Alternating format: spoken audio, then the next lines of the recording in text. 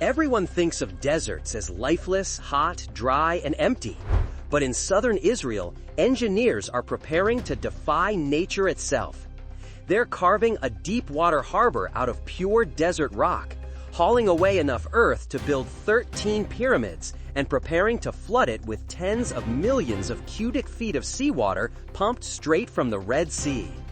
It sounds impossible, yet it's real, part of an enormous vision to create a new inland port, complete with a high-speed railway cutting through the Negev and connecting to Israel's economic heart. The price tag? Nearly $20 billion. It's not just a construction project, it's a high-stakes bet for survival. Is Israel on the verge of creating a new modern wonder, or making the biggest mistake in its history? Let's dive into the bold plan that might change global trade or sink in the sands of the Negev. Strategic necessity. The Suez choke point. Israel may be small, but it lives and breathes through the sea. Almost everything that fuels its modern life, from food and medicine to fuel and construction materials, comes from faraway oceans. 98% of Israel's imports arrive by ship. And yet, there's a flaw at the heart of this lifeline, a narrow, fragile artery that keeps the country connected to the world, the Suez Canal. Stretching just 120 miles, this man-made passage slices through Egypt, linking the Red Sea to the Mediterranean. It's a trade route so vital that every major shipping company on Earth depends on it. But for Israel, it's more than a convenience, it's a single point of failure. Think about it. More than half of Israel's land is covered by desert. The rest is hemmed in by borders, some friendly, many not. Overland trade is risky, unpredictable, and expensive. That means every ship carrying Asian goods, every oil tanker bound for Haifa or Ashdod, must squeeze through one of the world's tightest and most politically sensitive waterways. And that's where things start to get dangerous. The Suez Canal, despite its global fame, is shockingly narrow, just 670 feet wide.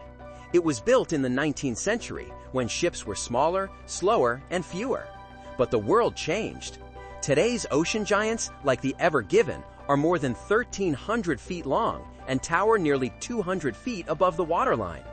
These steel behemoths carry the lifeblood of modern economies: oil, electronics, grain, raw materials. But when something goes wrong, the entire planet feels it. That's exactly what happened in March 2021, when the Ever Given, one of the largest container ships ever built, ran aground diagonally across the canal. For 6 days, the world's trade system stopped breathing. Over 420 ships lined up helplessly at both ends. Each hour of blockage cost roughly $400 million in delayed trade. By the time the vessel was freed, the global economy had lost $9 billion. $6 billion a day, a staggering reminder of how fragile our global networks truly are. And that wasn't the first time history had played this cruel joke. Back in 1967, after the Six-Day War, Egypt closed the canal entirely. It didn't reopen for 8 years. 8 years where thousands of ships had to sail around the Cape of Good Hope, the southern tip of Africa, adding weeks of travel and mountains of cost. The world adapted, barely. But Israel, isolated and dependent on maritime routes, suffered immensely. Fast forward to 2024, and the story still hasn't changed. Only the threats have evolved. With missile attacks and piracy in the Red Sea, more than 2,000 ships have been forced to reroute around Africa once again, extending voyages by 10 to 14 days and burning millions of dollars in extra fuel. Global trade keeps proving one brutal truth: when the Suez stumbles, the entire system limps. For Israel, this is more than an inconvenience, it's an existential vulnerability. Every container, every barrel, every shipment of wheat relies on a waterway controlled entirely by Egypt. That means every fee hike, every closure, every geopolitical tension in Cairo has a direct impact on Tel Aviv's economy. And those costs are climbing fast.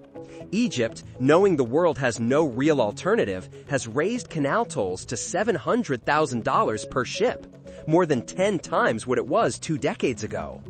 It can delay traffic, impose restrictions, or shut down crossings without notice. Israel, meanwhile, can only watch. Its entire trade artery, the pulse that keeps its economy alive, sits beyond its control. Imagine having your main oxygen line connected to your rival's switchboard. That's Israel's situation today. This is why the nation's engineers, planners, and politicians are now thinking beyond the map, imagining what once seemed impossible. If you can't rely on the Suez Canal, why not build your own way out? Not a new route through Egypt, not another canal beside the Nile.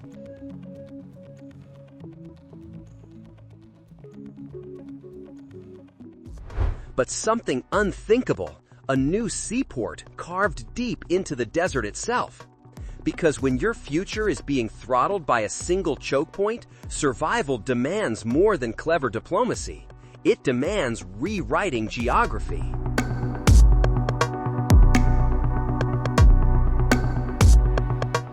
Existing southern port limitations. At the southern tip of Israel, where golden cliffs tumble into the Red Sea, lies Eilat, a postcard-perfect city of coral reefs, tourists, and sunshine. But behind the beauty hides a national dilemma. This paradise also happens to be Israel's only port on the Red Sea, its only maritime door to Asia and Africa. And that door is barely open.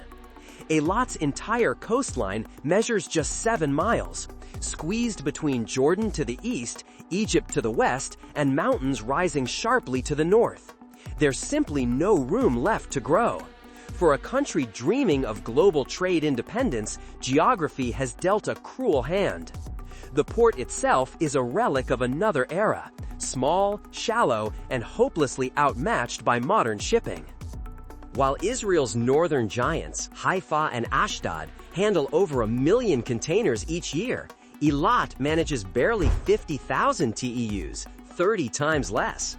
The difference isn't just in scale, it's in capability. Modern cargo ships like the Ever Given, towering steel skyscrapers of the sea, require at least 55 feet of depth to dock safely. Eilat's waters? Just 40 feet deep. Too shallow, too small, too outdated. And that's only half the problem. Eilat is also cut off from the rest of the country. There's no railway linking it to Tel Aviv, Jerusalem, or Israel's central freight networks. Every shipping container that arrives must travel 150 miles north across the Negev desert by truck.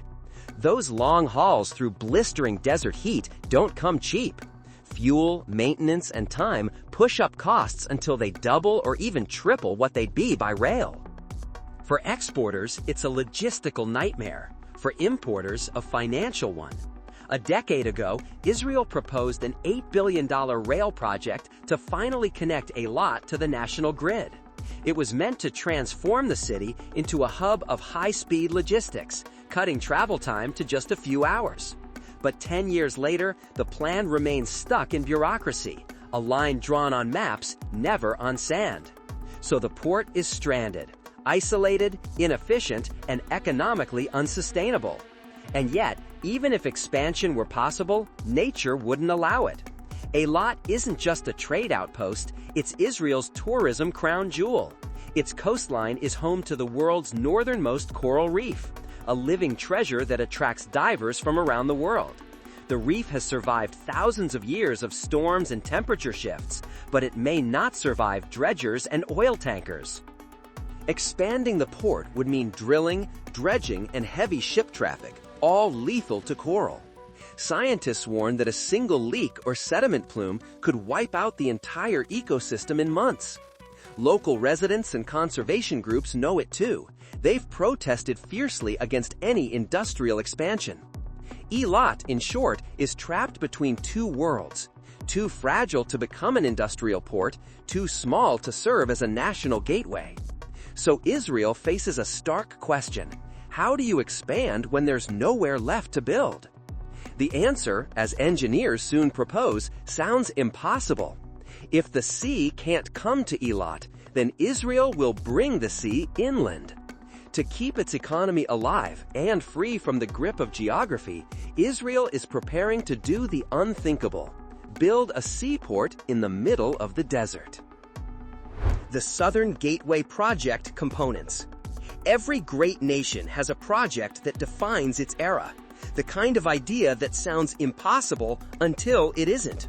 For Israel, that idea is the Southern Gateway Project, a colossal plan to build a deep-water seaport in the middle of the desert and connect it to the Mediterranean by rail. A plan so bold it almost sounds biblical: to bring the sea into the sand. The first and most breathtaking component is the basin, an inland deep-water port unlike anything on Earth. It will rise 4.6 miles from the Red Sea, near the Jordanian border, stretching 5 miles long, 1,000 feet wide, and plunging 50 feet deep, vast enough to harbor the world's largest cargo ships. To fill it, engineers will pump 80 million cubic feet of seawater from the Gulf of Aqaba through a 5-mile underground pipeline. Gigawatt-powered pumps will move an ocean's worth of water against gravity and terrain, circulating it day and night to keep the basin full and alive. But pumping seawater through the desert is about more than volume. It's about survival. Saltwater, if uncontrolled, could seep into the ground and poison aquifers for miles. To prevent that, the basin floor will be lined with a multi-layered waterproof membrane, forming a barrier between sea and soil. This flexible lining will act like the skin of a living organism, monitored by embedded sensors that detect pressure, salinity, and potential leaks. It's a fusion of hydrology, physics, and human persistence, a man-made sea built from raw determination. If completed, this shimmering inland harbor will be Israel's first desert deep-water port, an oasis of trade surrounded by golden dunes, proof that geography can be rewritten by design. But even the most advanced port is useless without connection. That's where the Trans-Negev Railway comes in, the steel spine that will turn the desert into a living artery of commerce. The line will link the new port directly to Beersheba, and from there to Tel Aviv and Jerusalem, integrating the Southern Gateway into Israel's economic heart. Spanning 155 miles, it will carve through mountains, canyons, and dunes, requiring more than 60 bridges, tunnels, and viaducts engineered to withstand the Negev's brutal conditions: scorching heat, sandstorms, and erosion. The railway alone will cost $8 billion, while the entire project may exceed $15 to $20 billion. Yet the potential returns are transformative. Freight trains will travel from Eilat to Beersheba in just 2.5 hours, hauling 10 million tons of cargo each year. This creates Israel's first commercial land bridge, a direct route for goods from Asia to Europe without ever touching the Suez Canal. It's cargo shipped from India or Singapore, docking at Israel's Red Sea port. Its cargo is offloaded, placed on trains, and carried across the desert. Within hours, it's reloaded onto ships in Haifa or Ashdod, now bound for Europe. No canal delays, no Egyptian tolls, no piracy zones. This shortcut could shave 10 to 14 days off shipping routes and save the global economy billions in fuel and logistics. For the first time, the world's busiest trade lane, Asia to Europe, would have a secure alternative, one running entirely through Israeli soil. But beyond economics, the Southern Gateway represents something deeper, a declaration of independence and ingenuity. For decades, Israel's maritime lifeline has depended on the Suez Canal, a route beyond its control. This project changes that. It gives Israel a self-sustained southern artery, a way to bypass the choke points of history and chart its own future. It's not defiance of nature, but partnership with it, proof that innovation never asks for permission. In the desert, Israel is building not just a port and a railway, but a miracle of modern engineering, a sea born from sand, and a bridge between worlds. Projected benefits. If it works, the impact won't just be big, it will be revolutionary. Because the Southern Gateway project is more than a desert experiment. It's a blueprint for Israel's economic, social, and strategic rebirth, one that could reshape the nation's future for generations. The first transformation begins where it all started, Eilat's coast. By moving the port inland, Israel would free up over 400 acres of prime beachfront, unlocking one of the most valuable stretches of real estate in the country. Those once cluttered docks could soon become luxury hotels, open promenades, entertainment districts, and coral viewing parks. For the first time, the city's coastline would belong not to cargo cranes, but to people. The Ministry of Tourism estimates this transformation could boost tourism revenue by $1 billion. $5 billion every year, 4 times more than the current port generates. That means more tourists, more local businesses, and more prosperity flowing southward. Eilat, once a quiet desert town of 55,000 residents, could swell to 80,000, fueled by jobs in hospitality, transport, engineering, and trade. The project's construction phase alone would employ tens of thousands, and once fully operational, it's expected to create over 150,000 new jobs nationwide, both directly and indirectly. From architects and rail engineers to hotel staff and tour operators, the Southern Gateway is designed to ripple across every layer of Israel's workforce. It's not just infrastructure, it's opportunity. But the benefits don't stop at Eilat's shoreline. Across the country, the economic domino effect could be enormous. Right now, Israel's northern ports, Haifa and Ashdod, are overburdened, handling nearly 90% of all imports. Delays cost the economy an estimated $700 million a year in congestion losses. With the Southern Gateway taking a share of that load, shipping traffic would finally spread more evenly across the nation. The result? Faster turnarounds, smoother logistics, and far less strain on the existing ports. According to projections, customs clearance times could drop by 30% to 40%, cutting bureaucracy, storage costs, and delivery delays for businesses throughout the country. And the national payoff is stunning. At full operation, the Southern Gateway could add up to 1.8% to Israel's GDP, around $2.5 billion annually. That's equivalent to an entirely new industry springing from the desert floor. By creating a second maritime route, Israel would also reduce its dependence on the Suez Canal, through which 65% of imports currently pass. For the first time in history, the country could control its southern trade artery, a monumental shift in both economics and national security. But the project's potential doesn't end at Israel's borders. Nations across Asia are already taking notice. India, seeking faster access to European markets, has expressed strong interest in using the Red Sea-Mediterranean land bridge as part of its long-term logistics strategy. South Korea has joined the conversation too, exploring investment opportunities and possible partnerships in infrastructure and technology. By providing an alternative to the Suez Canal, the Southern Gateway could turn Israel into a new hub for global shipping, a logistical bridge connecting the Eastern and Western hemispheres. Imagine it, goods traveling from India to Italy or from South Korea to Spain, crossing Israel in just hours instead of weeks. For global trade giants, that's not just convenience, it's revolutionary leverage. But beyond the numbers and trade maps, the project symbolizes something larger. It represents a nation refusing to be constrained, not by geography, not by politics, not even by the desert itself. The Southern Gateway isn't just a port or a railway. It's a declaration that even in the emptiest desert, Israel can create life, prosperity, and connection. It's a story of a nation turning its limits into launch pads and its sand into sea. The obstacles and current status. Every ambitious vision eventually collides with the weight of reality.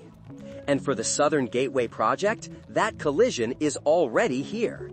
What began as Israel's most daring plan to bring the ocean into the desert now faces a wall of financial strain, environmental peril, and political hesitation that threatens to bury it before it even begins. Let's start with the cost. The total price tag for the Southern Gateway hovers between $15 and $20 billion, roughly 3 times Israel's annual defense budget.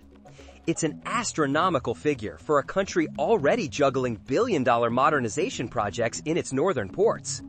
In fact, Israel has recently spent over $2.3 billion upgrading Haifa Bayport and Ashdod, 2 world-class Mediterranean terminals. Those investments make it even harder to justify building a 3rd megaport, especially one in the desert. And even if the money is found, there's a geopolitical catch. While the new port may bypass the Suez Canal, ships must still pass through the Red Sea, a region increasingly scarred by conflict and instability. In recent years, missile attacks and piracy have forced global shipping to reroute or halt altogether. So yes, Israel can dodge Suez, but it can't dodge war. Then comes the environmental dilemma, perhaps the project's most delicate challenge.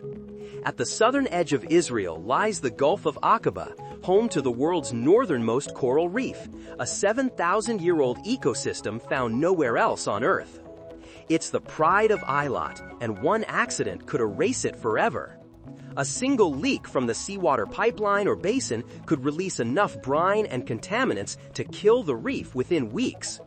Environmental scientists warn that once destroyed, it would take millennia to recover, if ever. And the desert itself poses its own engineering nightmare.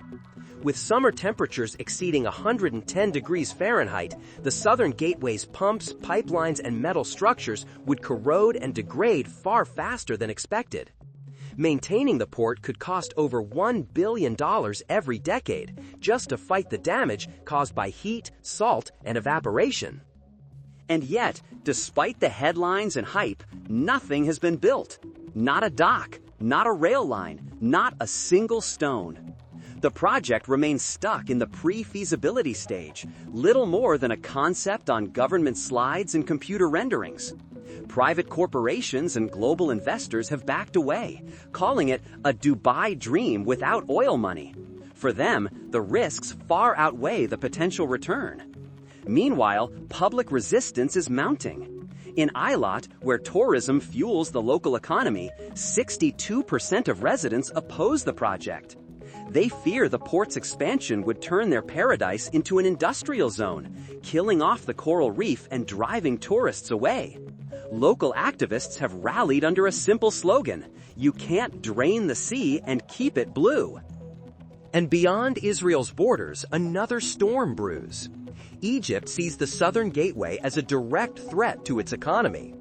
If Israel succeeds in creating a viable alternative to the Suez Canal, Egypt could lose up to $700 million a year in transit fees, a 10% drop in canal revenue.